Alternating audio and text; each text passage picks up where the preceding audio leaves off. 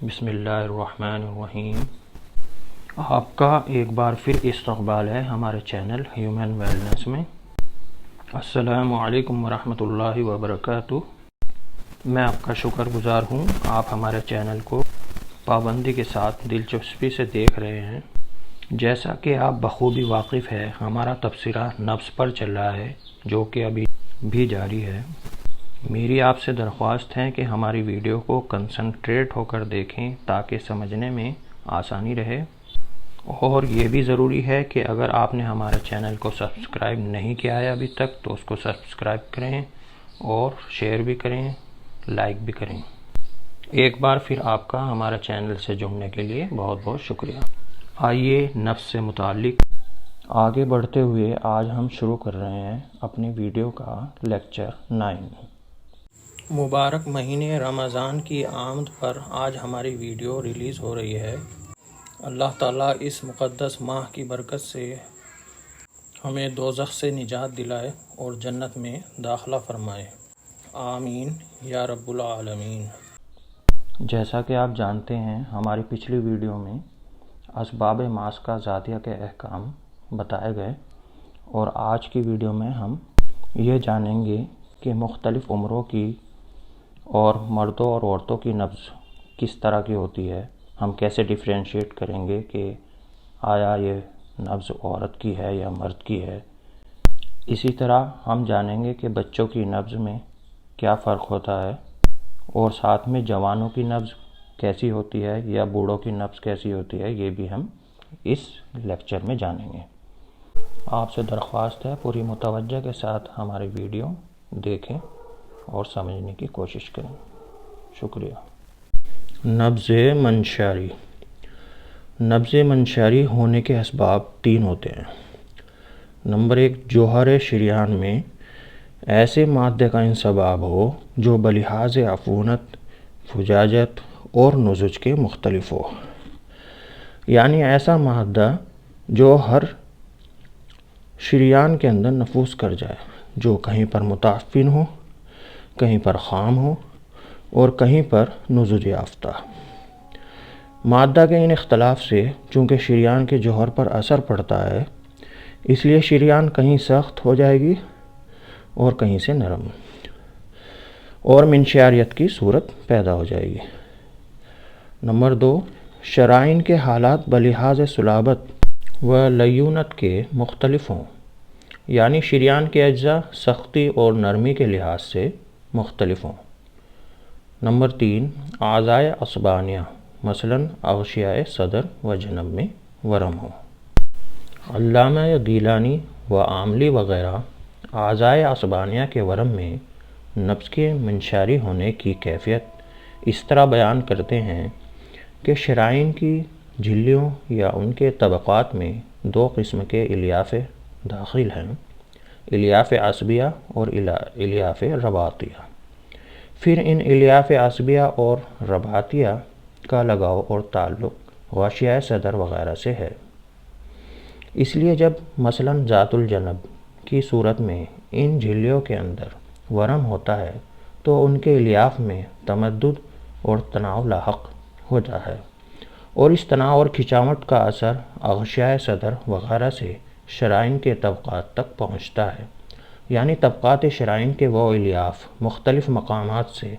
کھنچ جاتے ہیں جن کا تعلق سینے کی جھلیوں کے الیاف سے ہوتا ہے۔ اس لیے شریانوں کے طبقات میں ان الیاف کے تمدد کے مطابق پھیلنے اور سکڑنے کی قابلیت کم و بیش ہو جاتی ہے۔ چنانچہ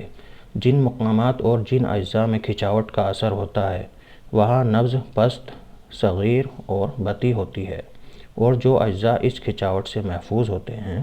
وہاں نبض بلند، عظیم اور سریع ہوتی ہے۔ یہ شارحین کے اقوال کی ترجمانی ہے جو بہت حد تک مزید غور کا محتاج ہے۔ چنانچہ صاحب حواشی عراقیہ نے اس سے اختلاف ظاہر کیا ہے، اگرچہ انہوں نے منشاریت کی جو وجہ اپنی طرف سے بیان کی ہے وہ بھی اسی طرح توجہ کا محتاج ہے۔ جالینوس نے نبض کبیر میں منشاریت نبض کی جو صورت بتائی ہے وہ مذکورہ بالا تعلیل سے بالکل ملتی جلتی ہے۔ نبض ذوالقرنین، جس کو نبض مطرقی بھی کہا جاتا ہے۔ نبض ذوالقرنین کی وجہ یہ ہوتی ہے کہ قوت بھی قوی ہوتی ہے اور حاجت بھی شدید ہوتی ہے، لیکن شریان میں چونکہ صلابت ہوتی ہے، اس لیے قوت جس تکلف کے ساتھ شریان کو پھیلانا چاہتی ہے وہ اپنی صلابت کی وجہ سے یک لخت پورے طور پر پھیل نہیں سکتی، اس لیے ایک ٹھوکر اور لگاتی ہے تاکہ پچھلی کمی کا تدارک ہو جائے۔ جس طرح اگر کوئی شخص کسی چیز کو مثلاً کلہاڑی سے ایک ہی ضرب سے کاٹنا چاہتا ہے اور وہ کاٹ نہیں سکتا تو وہ پہلی ناتمام ضرب کے بعد لگے ہاتھ دوسری ضرب لگاتا ہے۔ نبض مذکورہ کی یہ صورت علی الخصوص اس وقت واقع ہوتی ہے جبکہ کسی وجہ سے حاجت یک لخت شدید ہو جائے اور طبیعت کو اس قدر مجبور کر دے کہ وہ ایک ٹھوکر کی بجائے 2 ٹھوکریں لگائے۔ مگر بعض لوگوں نے کہا ہے کہ نبض مطرقی کی صورت میں قوت کمزور ہوا کرتی ہے اور طبقات شرائن ڈھیلے ہو جاتے ہیں، چنانچہ قلب کی پچکاری سے جو خون شریانوں میں روانہ ہوتا ہے وہ شرائن کی لچک کی وجہ سے پھر واپس آنا چاہتا ہے، مگر شریان اعظم کی کیواڑیوں کی وجہ سے وہ قلب تک واپس نہیں آنے پاتا، اس لیے خون میں ایک دوسرا جھٹکا لگتا ہے۔ اگر طبقات شرائن قوی ہوتے ہیں تو اس دوسرے جھٹکے سے کم متاثر ہوتے ہیں، اور جب وہ ڈھیلے اور کمزور ہوتے ہیں تو زیادہ متاثر ہوتے ہیں، حتیٰ کہ نبض کی اصلی ٹھوکر کے بعد ایک دوسری ٹھوکر محسوس ہوا کرتی ہے جو دراصل اسی جھٹکے کا نتیجہ ہوتی ہے۔ نبض فاری۔ نبض ذنب الفار کی وجہ یہ ہوتی ہے کہ چونکہ قوت ضعیف ہوتی ہے اس لیے وہ سعی و کوشش کے بعد بتدریج آرام لیتی ہے، اور گاہے وہ آرام و استراحت کے بعد بتدریج اپنی کوشش کو بڑھاتی ہے۔ پہلی صورت میں نبض عظم سے شروع ہو کر صغری کی طرف جائے گی اور دوسری صورت میں صغر سے شروع ہو کر عظم کی طرف روانہ ہوگی، یعنی جب جد و جہد کے بعد بتدریج آرام کی طرف متوجہ ہوگی تو ظاہر ہے کہ نبض عظیم سے بتدریج صغیر ہونی شروع ہو جائے گی، اور جب آرام و استراحت کے بعد بتدریج قوت بیدار ہوگی تو نبض صغیر جو قوت کی کمزوری اور ناتوانی سے پیدا ہوا کرتی ہے بتدریج موجی ہونی شروع ہو جائے گی۔ عظم و صغر کے علاوہ جن چیزوں کے لحاظ سے نبض ذنب الفار ہو سکتی ہے سب کو اسی مثال پر قیاس کیا جا سکتا ہے، اور جو نبض ضعف و قوت کے باوجود ایک حالت پر قائم رہتی ہے اور اس میں جد و جہد اور آرام و استراحت کے لحاظ سے قوت کی بیداری میں فرق نہیں آتا ہے، وہ ضعف کو زیادہ بتاتی ہے، کیونکہ اس سے ثابت ہوتا ہے کہ قوت اتنی کمزور ہے کہ وہ جد و جہد کے لیے بیدار ہی نہیں ہو سکتی۔ اس کے برعکس نبض ذنب الفار اور اس کے مانند دوسری نبضیں جو ضعف کی ایک حالت پر قائم نہیں رہا کرتی ہیں کچھ نہ کچھ قوت کا پتہ ضرور دیتی ہیں، اور اس امر کو بتاتی ہیں کہ ضعف انتہائی درجے کا نہیں ہے، ورنہ طبیعت اور قوت کسی وقت بھی بیدار نہ ہوتی اور نبض میں اس قسم کا کوئی اختلاف نمودار نہ ہوتا۔ چنانچہ نبض دودی اور نملی میں ضعف یقیناً زیادہ ہوا کرتا ہے۔ ذنب الفار کی قسموں کے لحاظ سے اگر دیکھا جائے تو سب سے زیادہ ردی ذنب منقضی ہے، اس کے بعد ذنب ثابت اور اس کے بعد ذنب راجع سب سے کم ردی ہے۔ ان تمام کی تعریف اور سب کا مفصل بیان ہم پہلے بیان کر چکے ہیں۔ گیلانی نے اس نبض کو جو ایک حالت پر قائم رہتی ہے ذنب الفار کی ایک قسم قرار دیا ہے، اور شیخ نے اس موقع پر بتایا ہے کہ یہ ضعف پر زیادہ دلالت کرتی ہے، حالانکہ آگے چل کر شیخ خود کہتے ہیں کہ سب سے ردی ذنب منقضی ہے۔ نبض ذوالفطرہ۔ نبض ذوالفطرہ کی وجہ یہ ہوتی ہے کہ قوت چونکہ کسی وجہ سے تھک جاتی ہے اس لیے وہ آرام لینا چاہتی ہے اور بیچ میں تحریک سے ہاتھ موڑ لیتی ہے، اس لیے خلاف توقع نبض میں وقفہ ہو جاتا ہے، یا اس کی وجہ یہ ہوتی ہے کہ اچانک کوئی عارض لاحق ہو جاتا ہے اور ناگہانی کوئی واقعہ اندرون اعضاء میں پیش آ جاتا ہے جس کی طرف یک لخت نفس اور طبیعت کو متوجہ ہونا پڑتا ہے۔ اس لیے بیچ میں تحریک نبض سے غفلت ہو جاتی ہے اور خلاف امید سکون لاحق ہو جاتا ہے۔ نبض متشنج کی وجہ یہ ہوتی ہے کہ قوت سے بے قاعدہ حرکات یعنی تشنجی حرکات سرزد ہوتی ہیں اور آلہ یعنی شرائن کا قوام بھی فاسد ہوتا ہے۔ گیلانی کہتے ہیں کہ نبض متشنج کے سبب کا تعلق دو چیزوں سے ہے، قوت اور آلہ۔ قوت تو بے ترتیب اور بے قاعدہ حرکات پیدا کرتی ہے، رہا آلہ تو اس کا قوام درست نہیں ہوتا، یعنی اس کی ساختی طبعی حالت بگڑی ہوئی ہوتی ہے۔ نبض مرتعد یعنی مرتعش اس وقت پیدا ہوتی ہے جبکہ قوت قوی ہوتی ہے، آلہ میں صلابت ہوتی ہے اور حاجت شدید ہوتی ہے۔ ان کے بغیر نبض میں ارتعاش یعنی لرزش کا پیدا ہونا ضروری نہیں ہے۔ گیلانی کہتے ہیں کہ بعض اوقات ضعف قوت کی وجہ سے بھی نبض میں لرزش پیدا ہو جاتی ہے، مگر یہ نادر الوقوع ہے، اس لیے شیخ نے اس کو ترک فرمایا۔ اسی طرح عاملی کہتے ہیں کہ نبض مرتعد اس وقت بھی ہو سکتی ہے جبکہ آلہ نرم ہو اور قوت ضعیف ہو۔ نبض موجی کی وجہ بیشتر اوقات یہ ہوتی ہے کہ چونکہ قوت ضعیف ہوتی ہے اس لیے وہ شریان کو یک لخت پھیلانے پر قادر نہیں ہوتی، بلکہ وہ تھوڑا تھوڑا انبساط آگے پیچھے موج دریا کی طرح پیدا کرتی ہے۔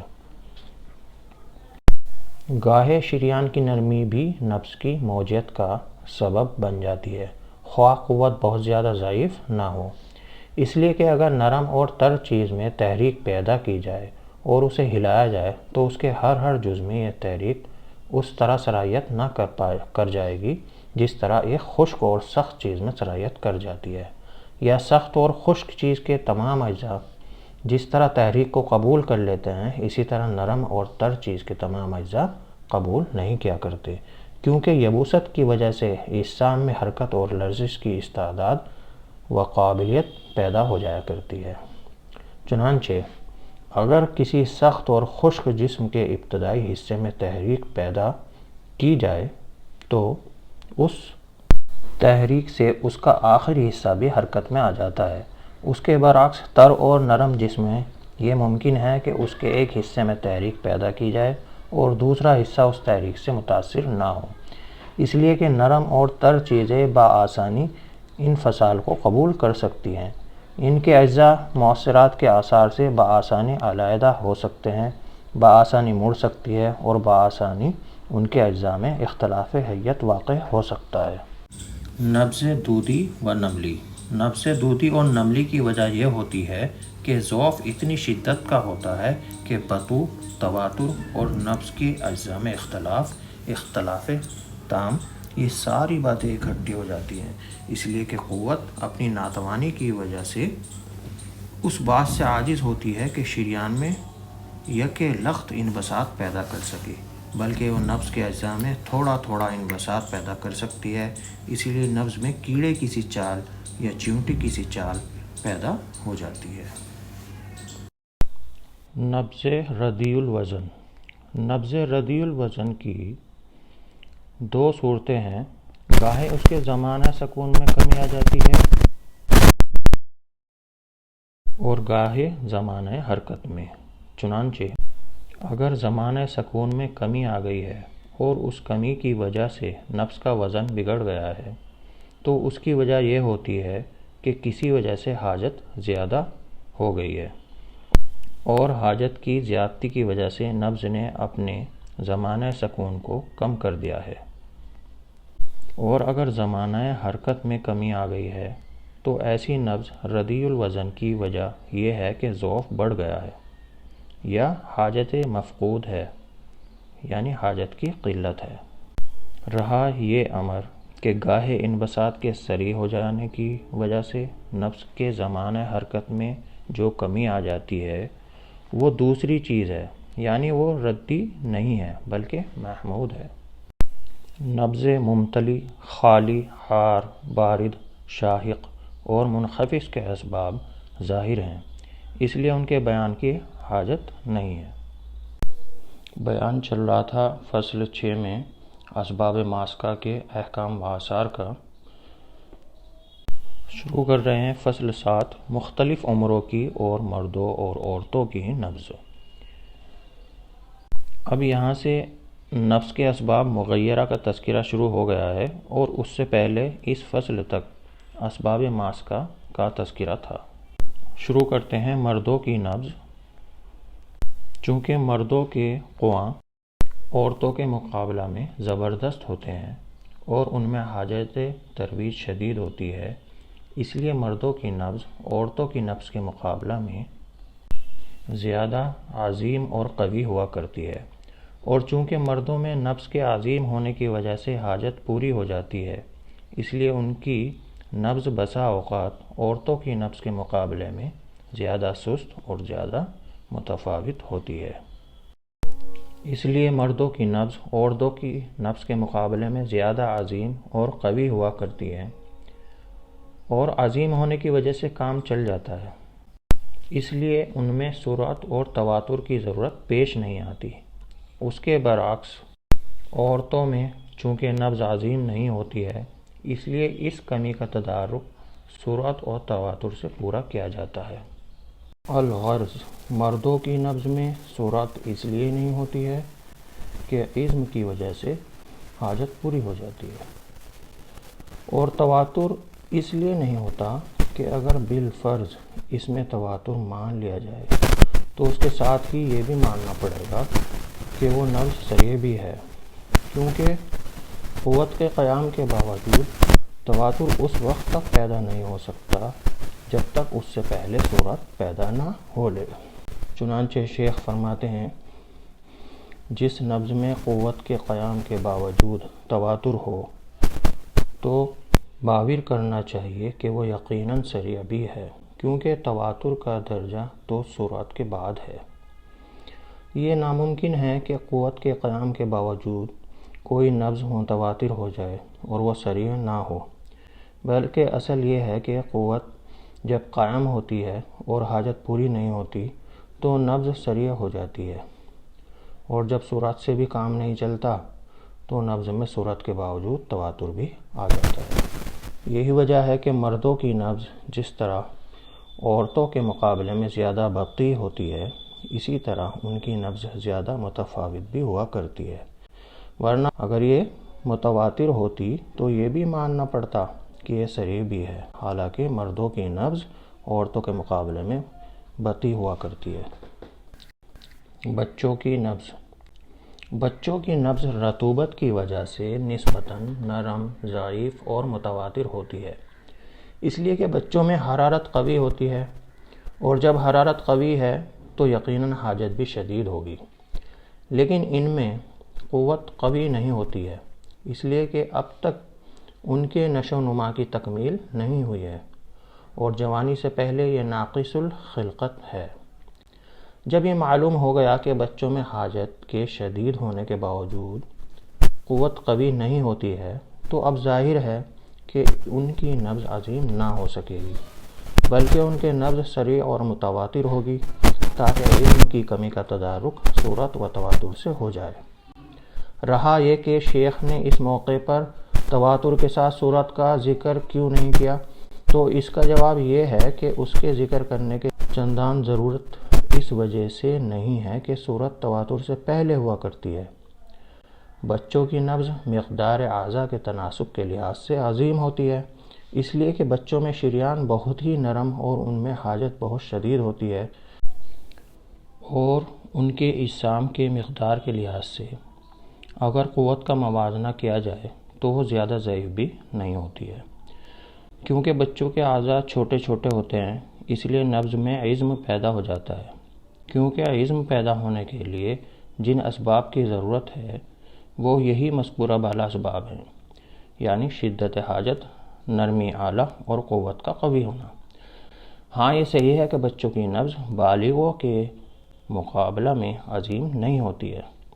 بلکہ ان کے مقابلے میں صغیر ہوتی ہے۔ پھر یہ بھی جاننا چاہیے کہ بچوں کی نبض باوجود عظیم ہونے کے شدت حاجت کی وجہ سے زیادہ سریع اور متواتر بھی ہوتی ہے۔ یہ نہیں ہے کہ جوانوں کی طرح عظیم ہونے کے ساتھ بطیء اور متفاوت ہو، اور حاجت کے شدید ہونے کی وجہ یہ ہے کہ بچے چونکہ بار بار کھاتے ہیں، اس لیے ان میں ہضم کی کثرت اور ہضم کا تواتر ہوتا ہے، اس لیے ان کے بدن میں بخارات دخانیہ بکثرت جمع ہو جایا کرتے ہیں، اور ان بخارات کے خارج کرنے کی اور حار غریزی کی ترویج کی ضرورت ان میں زیادہ ہوتی ہے۔ اس لیے بچوں کی نبض میں نسبتاً سرعت اور تواتر زیادہ ہوتے ہیں۔ جوانوں کی نبض رہی جوانوں کی نبض تو عزم اس میں زیادہ ہوتا ہے مگر سرعت اس میں زیادہ نہیں ہوتی ہے، بلکہ سرعت اور تواتر میں تو بہت ہی کمی ہوتی ہے اور حدود تفاوت میں داخل ہوتی ہے۔ پھر جو لوگ غفوان شباب یعنی جوانی کی ابتدائی دور میں ہوتے ہیں، ان کی نبض نسبتاً زیادہ عظیم ہوتی ہے، اور جو لوگ شباب کے درمیان دور میں ہوتے ہیں ان کی نبض نسبتاً زیادہ قوی ہوتی ہے۔ اور یہ ہم پہلے ہی بتا چکے ہیں کہ بچوں اور جوانوں میں حرارت تقریباً برابر ہی سی ہوتی ہے، اس لیے ان دونوں میں حاجت ترویج بھی قریب قریب برابر ہی ہوتی ہے، لیکن جوانوں میں چونکہ قوت زیادہ ہوتی ہے اس لیے ان میں نبض کے اندر اتنا عزم پیدا ہو جاتا ہے جو سرعت اور تواتر سے بے نیاز کر دیتا ہے، اور یہ تم کو معلوم ہی ہے کہ عزم پیدا کرنے کا اصلی ذریعہ قوت ہے، لیکن جوانوں میں چونکہ قوت زیادہ ہوتی ہے اس لیے ان میں نبض کے اندر اتنا عزم پیدا ہو جاتا ہے جو سرعت اور تواتر سے بے نیاز کر دیتا ہے، اور یہ تم کو معلوم ہی ہے کہ عزم پیدا کرنے کا اصلی ذریعہ قوت ہے۔ رہی حاجت تو وہ قوت کو متوجہ کرنے کا ایک ذریعہ ہے، اور رہا آلہ یعنی شریان تو وہ ایک امر معاون کی حیثیت رکھتا ہے۔ اس لیے گو بچوں میں حاجت شدید ہوتی ہے اور شریان بھی نرم ہوتی ہے، مگر چونکہ ان میں بمقابلہ جوانوں کے قوت زیادہ قوی نہیں ہوتی ہے اس لیے ان میں اتنا عزم بھی نہیں پیدا ہوتا ہے کہ سرعت اور تواتر سے بے نیازی ہو جائے۔ نبض کہول ادھیر عمروں والوں کی نبض ضعف قوا کی وجہ سے نسبتاً صغیر ہوتی ہے، اور اسی وجہ سے ان کی نبض میں سرعت بھی کم ہوا کرتی ہے۔ نیز سرعت کے کم ہونے کی دوسری وجہ یہ بھی ہے کہ ان میں حاجت بھی کم ہی ہوتی ہے، اسی وجہ سے ان کی نبض میں تفاوت زیادہ ہوتا ہے۔ نبض شیوخ زیادہ سن رسیدہ بوڑھوں کی نبض صغیر متفاوت اور بطیء ہوا کرتی ہے، اور بسا اوقات رطوبات غریبیہ کی وجہ سے نہ کہ رطوبات اصلیہ کی وجہ سے ان کی نبض نرم بھی ہوا کرتی ہے،